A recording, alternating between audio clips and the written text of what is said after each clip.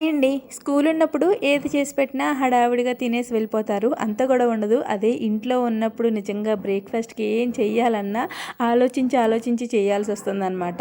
ఏది చేసినా దానికి ఏదో వంక పెడుతున్నారు. ఇంక ఇడ్లీ, దోస అంటే ఇంక చెప్పనే అక్కర్లేదు. దోస అన్నా కొంచెం చెప్పనక్కర్లేదు తింటారు. ఇడ్లీ అయితే ఇంక పిల్లలతో తినిపించాలంటే నానా తంటాలు పడాలనమాట. మా లక్కోడికి ఆ గొడవేం ఉండదు. చక్కగా ఏది పెట్టినా తినేస్తది. మా వాడితోనే అస్సలు పడలేము.